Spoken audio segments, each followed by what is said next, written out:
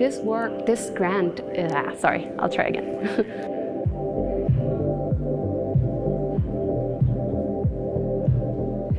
My name is Eleonora Sfrappini, and I'm a PhD candidate at the Halle Institute for Economic Research. I'm now in my last year, and I will be graduating in 2024. In my dissertation, I work on topics that relate to climate transition risks and credit allocation.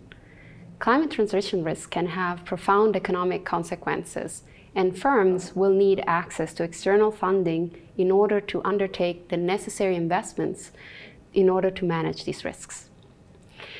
Financial markets, and banks in particular, can play a pivotal role in providing the necessary funding to allow firms to transition, and also in setting the incentives for this transition through their pricing and credit allocation decisions.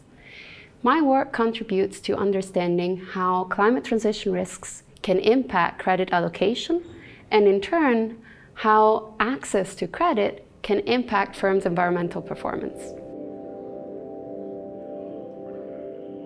In the project that received this grant, I asked the question, how do high-emitting firms adjust to a tightening in financial constraints?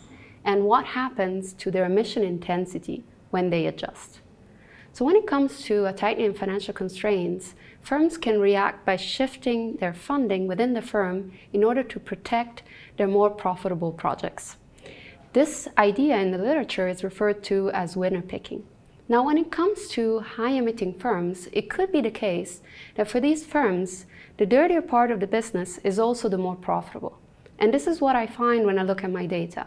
When I look at European firms active in high-emitting sectors, I find that for these firms, their dirty subsidiaries are associated with higher profitability.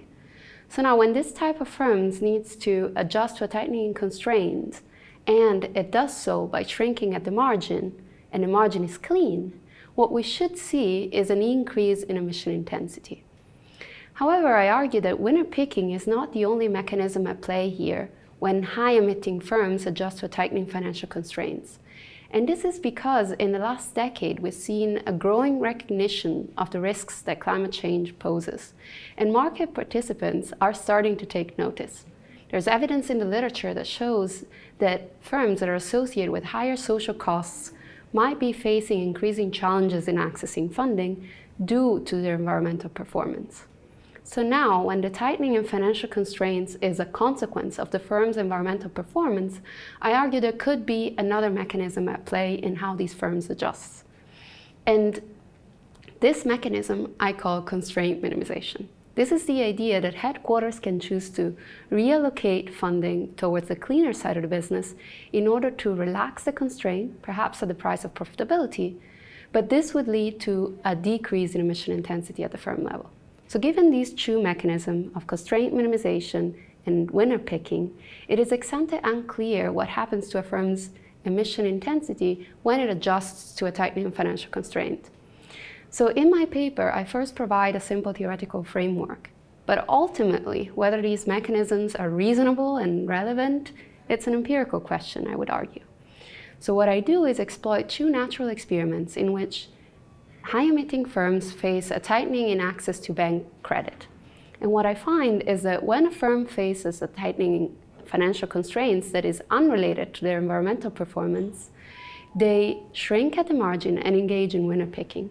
However, when the constraint is a consequence of their environmental performance, they do engage in constraint minimization. I argue that this work is particularly relevant for policymakers that are interested in creating regulation to manage transition risks within the financial sector, while at the same time preserving dirty firms' incentives to invest in their sustainable projects. I'm very grateful to the jury, French CIF, and PRI for choosing to support me and my research with this grant. Beyond being a simple financial boost for my project, which is highly appreciated, this grant is a validation for me of the passion, dedication, and simple amount of work in terms of hours that I've poured into my dissertation in the last few years. This recognition motivates me to continue to pursue my research with even greater enthusiasm, and it is a reminder that I'm not alone in this academic journey, but instead I have a community of peers, mentors, and institutions that, like me, believe in the importance of sustainable finance research.